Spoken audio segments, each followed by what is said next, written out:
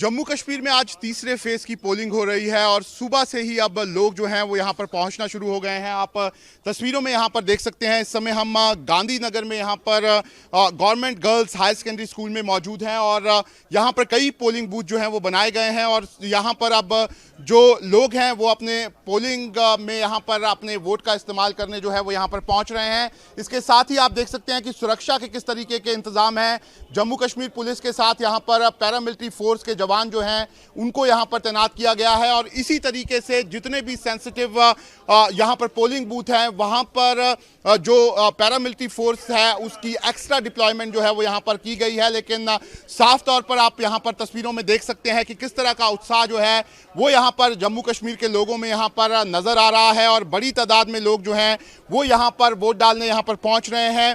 पहले और दूसरे फेज में यहाँ पर 61% और 57% वोटिंग जो है वो यहाँ पर हुई थी और इस बार उम्मीद यहाँ पर इलेक्शन कमीशन को यही है कि ये जो पोलिंग का रिकॉर्ड है ये कहीं ना कहीं जो है वो यहाँ पर टूटेगा। हमारे साथ कुछ लोग हैं जो अभी वोट डाल के आए हैं। मैम, वोट आपने कास्ट कर दिया है, क्या सोच के आज आप लोगों ने वोट किया है यहाँ पर? जी, हमने ये सोच के किया है कि आज हमने वो गवर्नमेंट लानी है जम्मू कश्मीर में, जम्मू में स्पेशली, और कश्मीर में तो वहाँ पे वोटिंग हो गई है।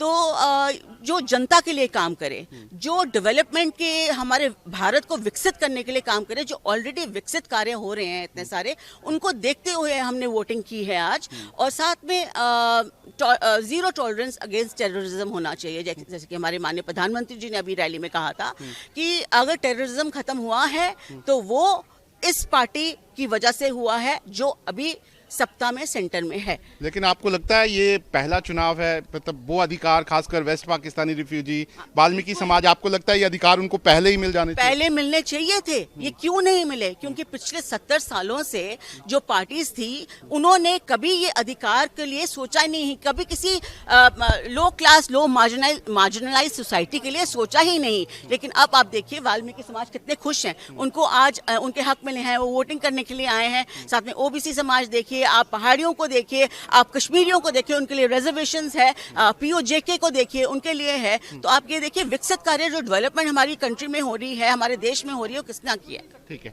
मैम, आप बताइए कि महिलाएं मैं देख रहा हूँ बड़ी संख्या में आ रही हैं, आपको लगता है महिलाओं के क्या मुद्दे हैं इन चुनावों में जिनको लेकर वो वोट डाल रही हैं? हमारा तो राष्ट्रीय सुरक्षा पहला मुद्दा है, क्योंकि हम इस ऐसी स्टेट में रह रहे हैं जहां पर सुरक्षा सबसे पहले है, उसके बाद कोई सेकेंडरी इश्यूज आते हैं। क्योंकि हमने बहुत कुछ झेला है, हमने बहुत कुछ सफ़र किया है, तब जाके हम यहाँ पहुँचे हैं।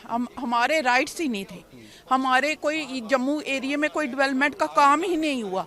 जो काम होता था वो अलग श्रीनगर में उनका ज़्यादा फोकस रहता था, क्योंकि वो श्रीनगर बेस्ड पार्टीज थी। इसलिए हम सब महिलाओं, सब आदमियों, सब लोगों से यही रिक्वेस्ट करते हैं कि उस पार्टी को चुनो जो नेशनल इंटीग्रेशन और डेवलपमेंट। आपको लगता है आज बड़ी तादाद में लोग निकलेंगे? हाँ, इस बार शांतिपूर्ण चुनाव हुए हैं? हर बार शांतिपूर्ण नहीं होते हैं, ऐसे कुछ नहीं है। आगे पीछे जो पहाड़ी एरिया में थोड़ा कुछ डिस्टेबिलिटी, पर हमारी सुरक्षा बल बहुत अच्छा काम कर रहे हैं, उन्होंने कभी ऐसा कोई होने नहीं दिया। ठीक है, तो आप देख सकते हैं यहाँ पर ये तीसरे फेज की पोलिंग जो है वो यहाँ पर इस समय चल रही है। बड़ी तादाद में लोग जो हैं वो सुबह से ही यहाँ पर पहुँच रहे हैं, महिलाएं जो हैं वो यहाँ पर पहुँच रही हैं और ये जो यहाँ पर लोकतंत्र का एक तरह से पर्व है जिसका आज अंतिम दिन यहाँ पर मान सकते हैं, उसके लिए जो है बड़ी तादाद में लोगों में उत्साह देखा जा रहा है। वीडियो जर्नलिस्ट इजाज अहमद के साथ Shahnawaz Khan, news nation, Jammu. News nation अब व्हाट्सएप पर खबरों की ताजा अपडेट के लिए न्यूज़ नेशन के इस क्यूआर कोड को स्कैन करें।